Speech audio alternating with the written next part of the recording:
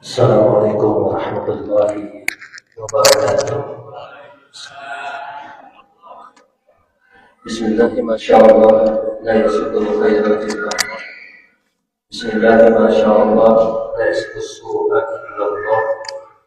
Bismillahirrahmanirrahim. Masyaallah ma kana min ni'matin faminallah. Bismillahirrahmanirrahim. Masyaallah la haula wa la quwwata illa billah. Alhamdulillah rabbil alamin. Wa bihi nasta'in wa la umur dunya waddin. Wassalatu wassalamu ala asrafil anbiya'i wal mursalin sayyidil awwalin wal akhirin sayyidina wa habibina wa syafi'ina wa maulana Muhammadin wa ala alihi wa sahbihi ajma'in. Amma ba'd. Hadratil ulama'il kiram wal asatizatil muhtaramin wal aba'il mubajjadin, dengan para alim ulama, terlebih yang saya hormati Ketua Yayasan Al-Mukarram Ustaz Dayadi, Imam Masjid orang tua kita Al-Mukarram Haji Ahmad Syafi'i,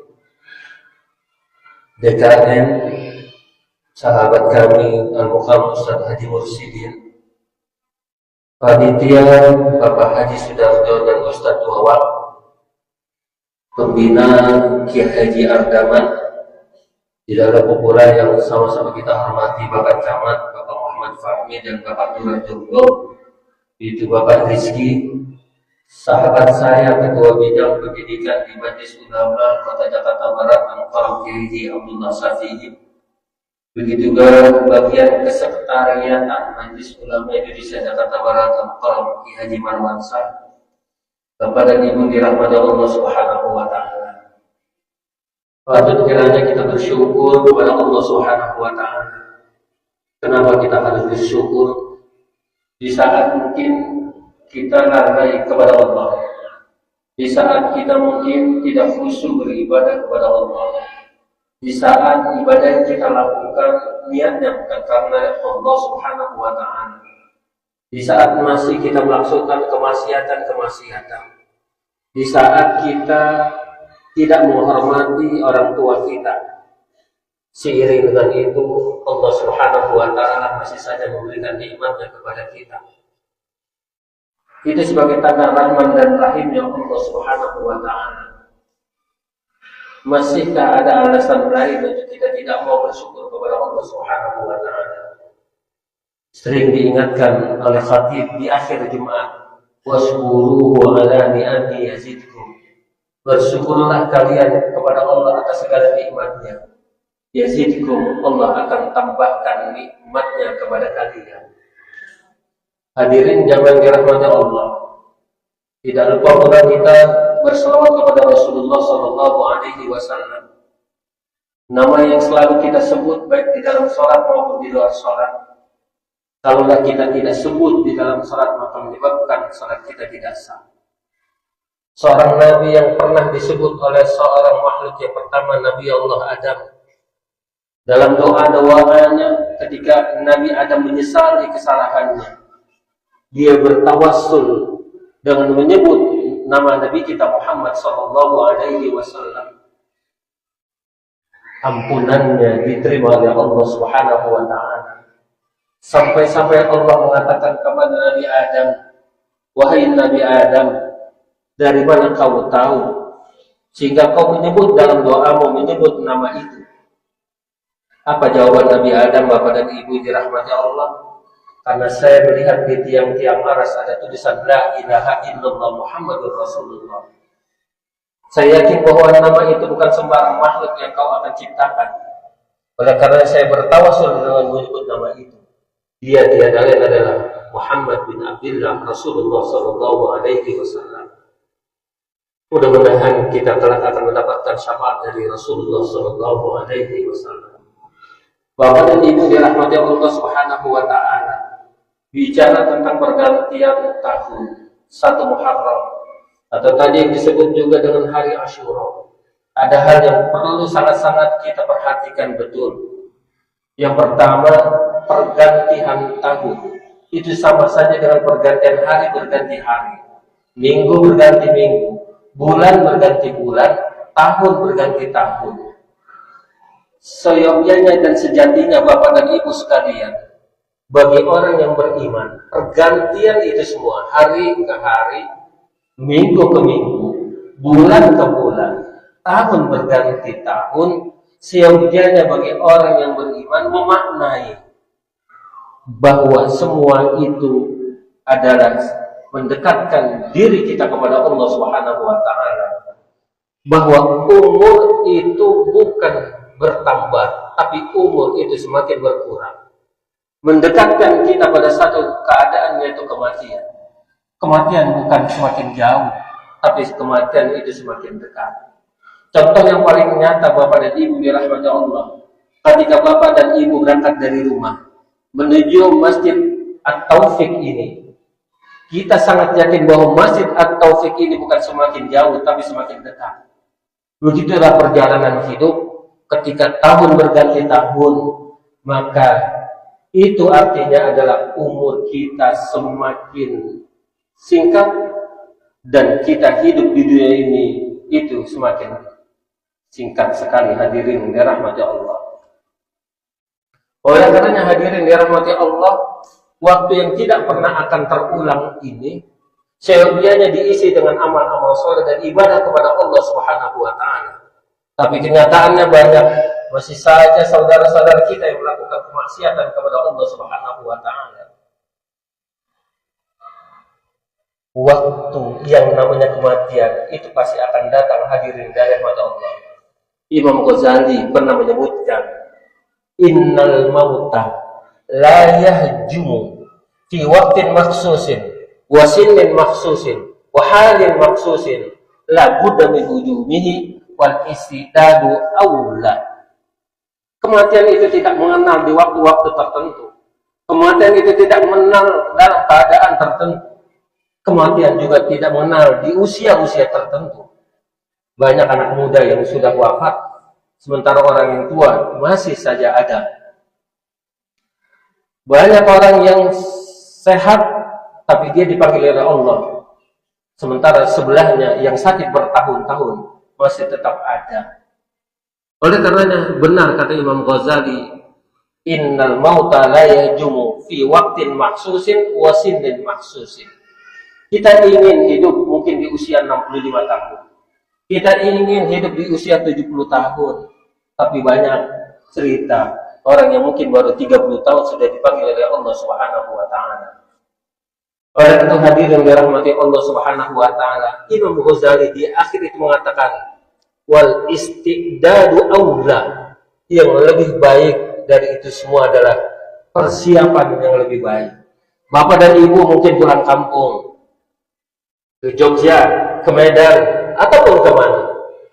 Saya yakin bahwa Bapak dan Ibu telah melakukan persiapan jauh-jauh hari.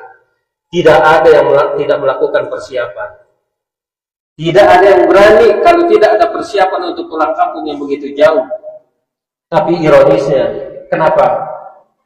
Terkait dengan pulang kampung kita ke akhirat, masih banyak yang belum sadar dan tidak mempersiapkan untuk itu. Padahal ketika kita pulang kampung, menghadap Allah Subhanahu wa taala, tidak akan pernah kita kembali ke dunia. Hanya sekali kita tidak akan pernah kembali ke dunia. Kenapa kita tidak persiapkan bekal untuk itu? Persiapan di dunia, kadang kita lebih siap dan lebih menyiapkan ketimbang kita pulang kampung ke akhirat. Ini yang harus kita pikirkan, hadirin yang dirahmati Allah Subhanahu wa taala, tentang pergantian tahun ini. Terus mau tidak mau, percaya atau tidak percaya, masih banyak saudara-saudara kita yang mungkin masih saja menganggap sepele dengan pergantian tahun. Masih banyak mereka melakukan kemaksiatan kepada Allah Subhanahu wa taala. Mudah-mudahan kita selalu dibimbing oleh Allah Subhanahu wa taala. Hadirin yang dirahmati Allah. Yang kedua, yang terkait dengan tanggal 10 Muharram. Apa yang terjadi di tanggal 10 Muharram, hadirin dirahmati Allah? Ada beberapa peristiwa yang sebenarnya kita bisa ambil hikmah, kita ambil pelajaran. Yang pertama adalah Nabi Adam diterima taubatnya oleh Allah Subhanahu wa taala. Karena Nabi Adam telah melakukan kesalahan. Dia tidak patuh terhadap perintah Allah. Allah memerintahkan kepada Nabi Adam, "Wala taqrabu hadhihi syajarah." Wahai Adam, jangan kau dekati itu pohon. Tapi apa yang dilakukan oleh Nabi Adam, dia tidak indahkan perintah Allah Subhanahu wa taala. Oleh karenanya, dia dipindahkan oleh Allah Subhanahu wa taala ke dunia. Apa yang bisa kita ambil Bapak dan Ibu sekalian?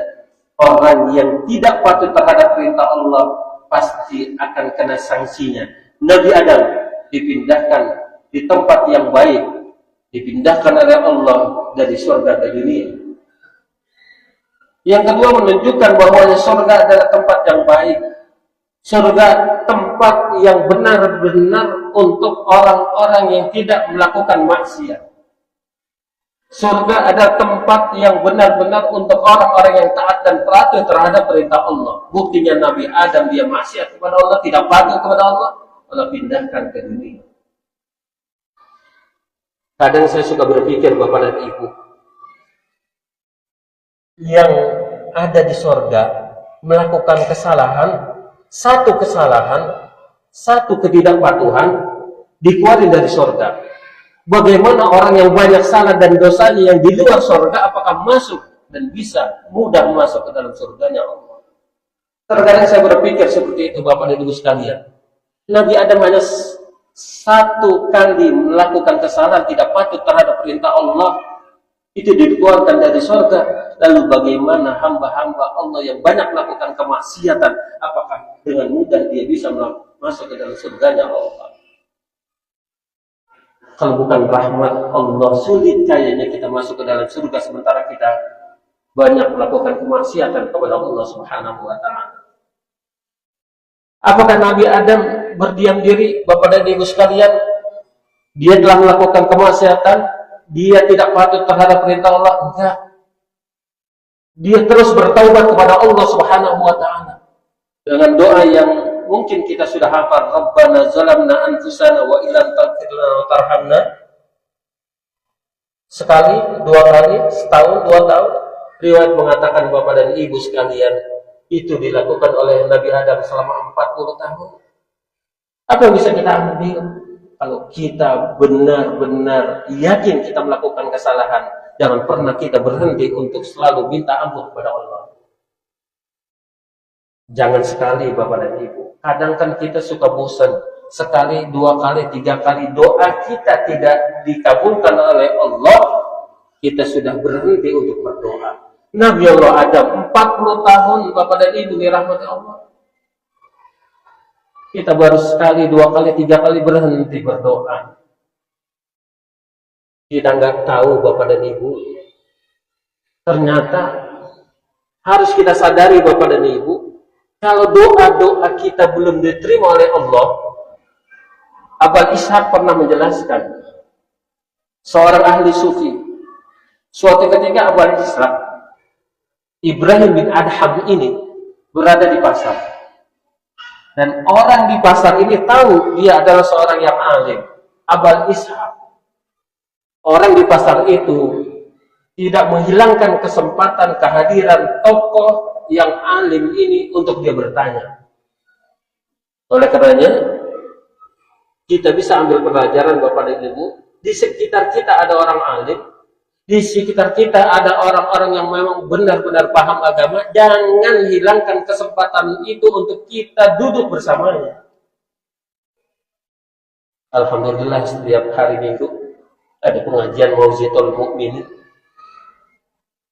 Karena ada salah satu wasiat Rasulullah, Bapak dan Ibu, kepada Ali bin Abi Thalib, itu ada di dalam kitab Wasiatul Mustafa. Itu dijelaskan orang muslim yang lewat 40 hari aja lam yujalisil ulama, dia tidak duduk di majelis ilmu bersama dengan ulama, qasa qalbuhu wa jasara an ta'atillah, keras hatinya dan gampang mudah untuk tidak taat kepada Allah Subhanahu wa taala. 40 hari nggak duduk dan nggak punya majlis-majlis ilmu. Orang yang seperti itu, kata Nabi, qasa qalbuhu wa jasura an ta'atillah. Dia itu akan keras hatinya. Oleh karena itu, Bapak dan Ibu sekalian, Masjid At-Taufik DKM merasa punya tanggung jawab. Ada beberapa waktu di majlis ini diadakan taklim. Oleh karenanya, saya berharap pada kesempatan ini hadirin majlis ini. Hadirin majlis ini. Karena sebagai pembekal untuk kesempurnaan ibadah kita. Bapak dan Ibu dirahmati Allah, seseorang tadi di pasar bertanya kepada Abul Ishaq, ngadu dia, wahai Abul Ishaq, saya sementara ini sering berdoa, tapi doa saya belum diterima oleh Allah, belum dikabulkan oleh Allah Subhanahu wa Ta'ala. Kenapa, wahai Abul Ishaq? Apa kata Abul Ishaq? Mungkin saja hati kalian sudah mati. Itulah menjadi penyebab doa kalian tidak diterima dan belum dikabulkan. Apa yang menyebabkan hati kalian mati? Yang pertama, Abul Ishaq mengatakan, kalian takut mati, tapi kalian tidak mempersiapkan kehidupan untuk setelah kematian itu. Ente takut masuk neraka, tapi masih saja melakukan amalan-amalan yang menyebabkan Anda untuk masuk ke neraka. Anda pengen surga, tapi Anda tinggalkan amalan-amalan yang menyebabkan kalian itu masuk ke dalam surga. Itulah hal-hal yang menyebabkan hati kalian itu mati. Kalian sibuk dengan aib orang lain, tapi tidak pernah tahu tentang aib diri kamu sendiri. Pandai untuk menceritakan aib orang, tapi sangat tidak bisa untuk menilai kekurangan kita sendiri. Contoh gampang ini Bapak Ibu. Bapak Ibu suruh nilai kekurangan orang, suruh nilai aib orang, itu cepat benar. 1, 2, 3, dia pelit, koret, gini semua cepat. Sekarang tulis aib diri kamu sendiri. Apakah secepat itu? Mikir, kayaknya nih enggak, gua mah enggak pelit kali. Kan gitu. Kalau nilai orang cepatnya minta ampun. Ditulis 10 mungkin ada 20. Tapi ketika disuruh ngoreksi diri kita sendiri kekurangannya, teramat sulit. Pantas kalau kata Abul Ishaq, kalian sibuk mencari kesalahan orang lain, tapi sangat tidak bisa mencari kekurangan diri sendiri. Ada pepatah, semut di seberang lautan kelihatan, gajah di peluk mata tidak terlihat. Kesalahan orang bisa diketahui, tapi aib diri sendiri itu sangat sulit. Itu disampaikan oleh hak. Kenapa doa-doa kalian itu sementara ini tidak diterima oleh Allah Subhanahu wa Ta'ala? Saya yakin orang sini enggak kayak gitu ya. Orang sana tuh ya. Orang mana? Orang Joglo sebelah sana tuh. Tapi katanya pindahan dari sini gitu. Iya, orang sana tapi pindahan dari sini. Nah, Bapak dan Ibu dirahmati Allah Subhanahu wa Ta'ala. Tadi Nabi Allah Adam. Dia menyebut nama Nabi kita Muhammad sallallahu alaihi wasallam. Bapak dan Ibu dirahmati Allah Subhanahu wa Ta'ala. Nah, di tanggal 10 Muharram ini, kejadian yang berikutnya adalah yang harus kita perhatikan banget. Nabi Adam tadi melakukan kesalahan dan 40 tahun dia berdoa baru diterima oleh Allah Subhanahu wa Ta'ala. Oleh karenanya kita terus berdoa manakala kita berbuat maksiat. Jangan kita bosan untuk meminta kepada Allah.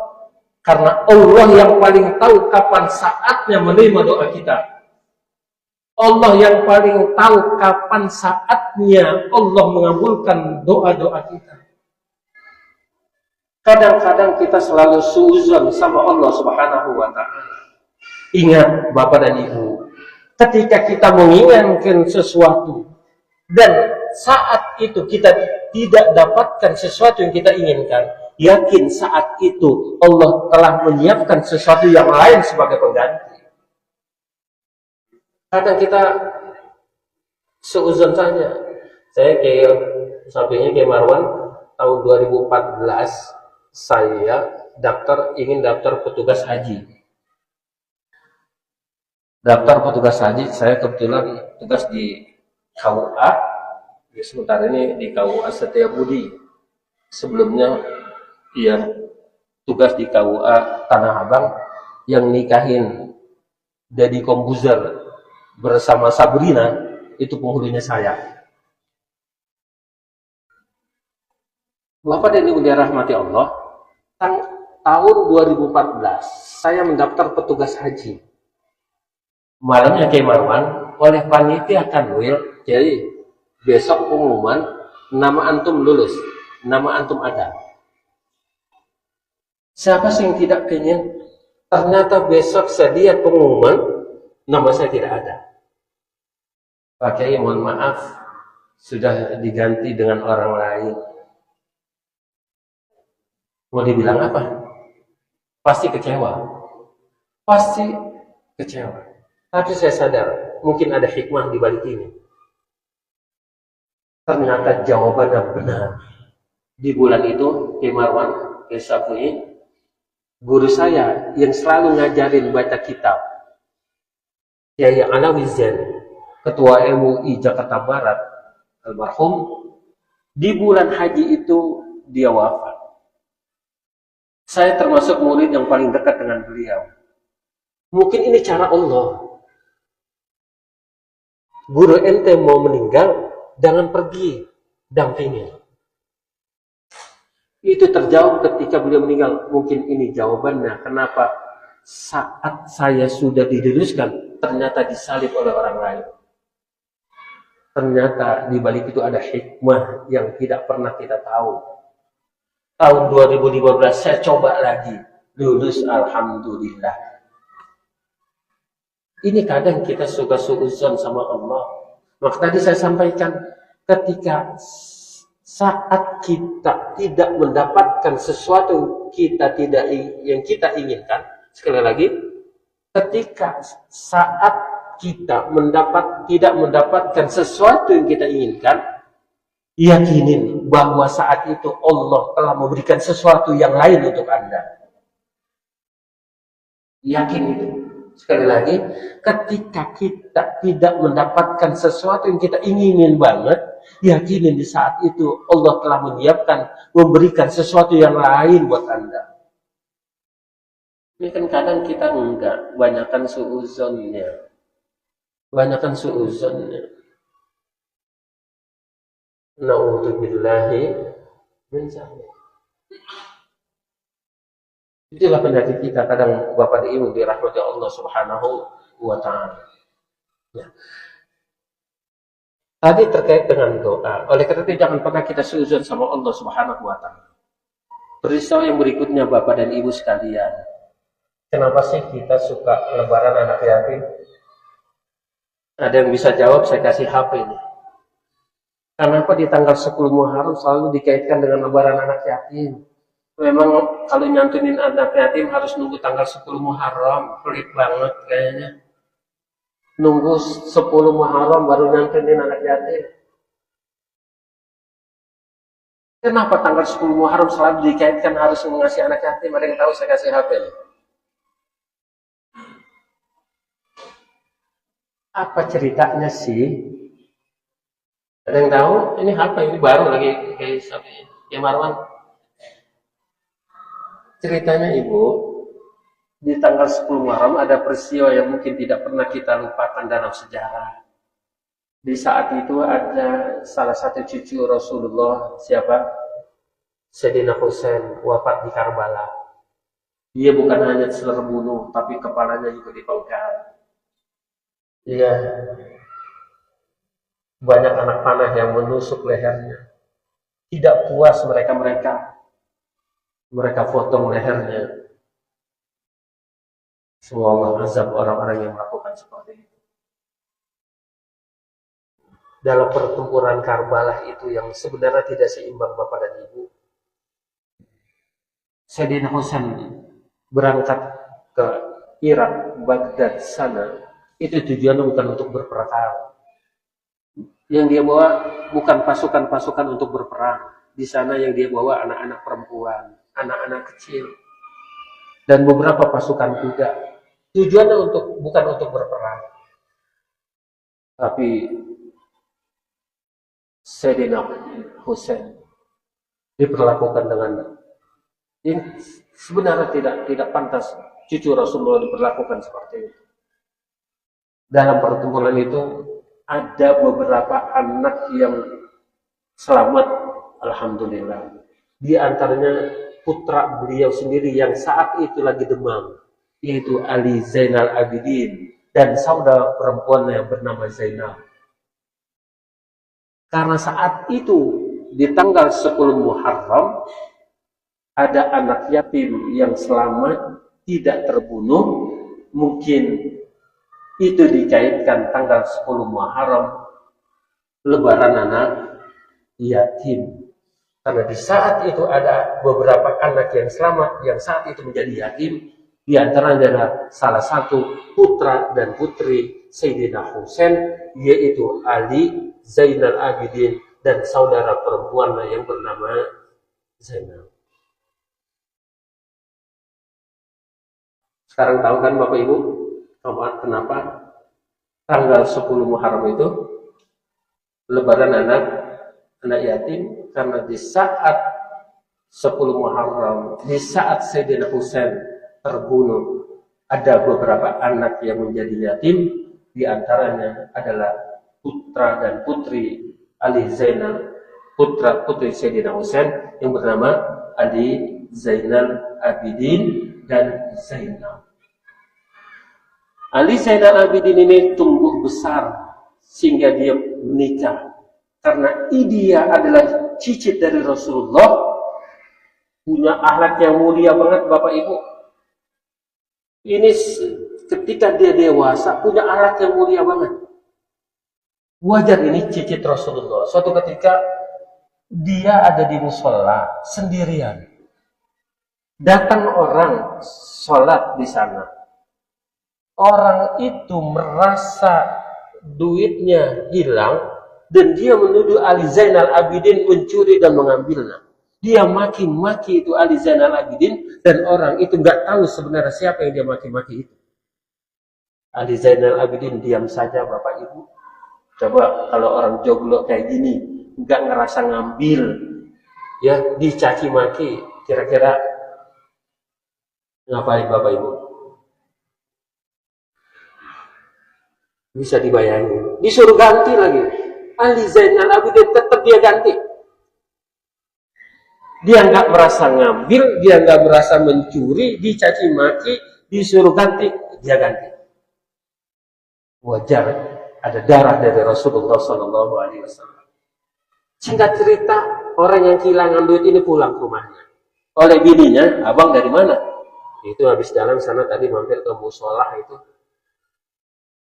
Diceritain tuh kejadiannya. Abang, ini dompetnya ketinggalan di rumah. Ya Allah, tadi siapa yang saya caci maki ya? Dia diam aja lagi. Disuruh ganti, dia ganti lagi. Dia cari. Ternyata dia tahu dia adalah Ali Zainal Abidin. Dia datang ke rumahnya. Dia mengucapkan salam, assalamualaikum. Waalaikumsalam. Apa kata Ali Zainal Abidin? Bapak, duit yang tadi saya kasih masih kurang. Ini saya tambahin. Begitu mulianya akhlaknya. Yang tadi Bapak minta masih kurang, ini saya tambahin. Bukan itu, Pak Kiai, mohon maaf. Ternyata duitnya ketinggalan di rumah. Mohon maaf. Apa kata Ali Zainal Abidin? Sebelum Bapak minta maaf dari rumah, sebelum Bapak niat minta maaf dari rumah, saat itu pun saya sudah memaafkan kesalahan Bapak. Ada yang berjiwa kayak gitu tuh? Ada? Ada nggak? Maafin sebelum orang minta maaf. Kita kadang-kadang udah 3 kali lebaran belum maafin dia. Sampai 7 kali lebaran. Gua gak maafin. Tiada maaf bagimu. Dia salah. Nanti di hadapan Allah, orang yang memaafkan itu mulia banget. Ada cerita sedikit di sebelum saya tutup. Ya, Sabi. Ada dua orang yang bersimpu di hadapan Allah. Sebelumnya Rasulullah Shallallahu Alaihi Wasallam ketika duduk dengan para sahabat, dia tertawa. Nggak ada sahabat yang berani bertanya selain Umar bin Khattab, karena dia seorang sahabat yang berani. Ya Rasulullah, boleh saya tanya? Tadi saya lihat kamu tersenyum sampai gigi kamu terlihat. Kenapa? Apa kata Rasulullah? Saya tadi diperlihatkan oleh malaikat Jibril bahwa ada dua orang yang bersimpu di hadapan Allah. Yang satu minta haknya kepada saudara yang di sebelahnya. Hak apa? Ya Allah, saya tidak ridho. Saya tidak senang. Dia telah menzalimin saya. Dia telah mengambil hak saya. Tanah saya diambil sama dia. Walaupun itu udah ada nama saya. Dia udah ngambil. Semuanya diambil. Dia zalimin. Saya tuntut ya Allah. Apa yang kau tuntut? Saya minta sebagai balasannya kebaikan-kebaikan dia berikan kepada saya. Kalau gitu saya ridho dan saya ikhlas. Apa kata Allah? Gak mungkin dia lakukan. Kenapa?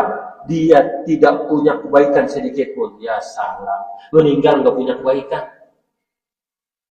Gak pernah ngaji juga, gak pernah sholat juga kali ini. Gak mungkin dia lakukan. Kenapa? Dia tidak punya kebaikan.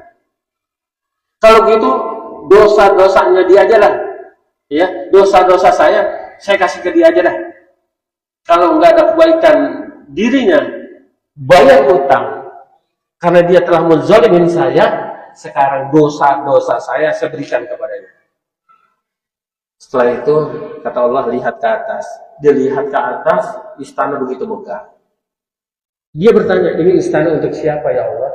Ini istana bukan untuk para nabi, untuk para rasul, tapi istana yang seperti ini bisa didapatkan oleh siapapun, termasuk saya Rasul. Ya Allah, iya. Caranya, kau maafkan saudara kamu yang telah zolimin, baru kamu bisa masuk dalam istana itu. Kalau gitu, saya ikhlas, saya ridho, saya maafkan dia. Dia mau jalan masuk ke istana, apa kata Allah? Jangan, ajak saudara kamu yang telah zolimin dulu. Masya Allah. Jadi orang yang mau memaafkan kesalahan orang lain, yang berlapang dada, nanti di akhirat telah mendapatkan tempat yang mulia banget di hadapan Allah Subhanahu wa Ta'ala. Itu Ali Zainal Abidin. Dia punya akhlak yang seperti itu, Bapak dan Ibu. Jadi tanggal 10 Muharram itu, kenapa ada perayaan Lebaran anak yatim? Karena di saat pertempuran Karbala ada anak yatim ya yang ditinggalkan oleh orang tuanya karena terbunuh, yaitu Sayyidina Husain. Beruntunglah Bapak Ibu yang selalu membantu anak yatim, karena ada isyarat dari Rasulullah, orang-orang yang selalu membantu anak yatim itu sangat dekat dengan Rasulullah. Apa kata Rasulullah? Anna wa kafilul yatimi hakada. Saya dengan orang-orang yang selalu membantu anak yatim seperti ini. Disebutkan di situ bagaikan telunjuk dengan jari tengah, bukan telunjuk dengan kelingking. Kalau telunjuk dengan kelingking masih ada jarak, tapi telunjuk dengan jari tengah itu artinya orang-orang yang selalu membantu anak yatim dekat dengan Rasulullah Sallallahu Alaihi Wasallam. Jadi jangan hanya nunggu apa? Jangan nunggu tanggal 10 Muharram. Dosa banget kita kalau di sekitar kita ada anak yatim yang nggak makan hari itu. Oleh karena itu Pak RT, PRW harus benar-benar tahu di RT-nya, di RW-nya berapa anak yatim. Jangan sampai ada anak yatim yang tidak sekolah, jangan ada anak yatim yang hari itu nggak makan sementara perut kita kenyang. Dosanya dosa besar.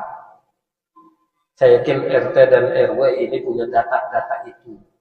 Ya, anak yatim yang nggak mampu, bukan anak yatim yang banyak harta. Ada mungkin dia ditinggalkan oleh orang tuanya, banyak hartanya, yang seperti itu tidak mendapatkan bantuan, mungkin panitia seperti ini.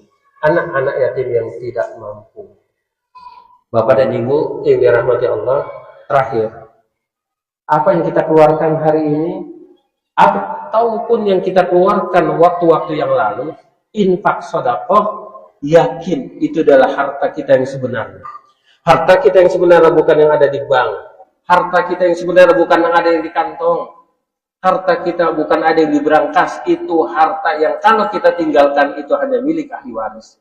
Harta yang kita tinggalkan adalah seberapa banyak yang sudah kita infakkan, seberapa banyak yang kita sudah sedekahkan. Itu harta kita yang sebenarnya yang akan membantu diri kita.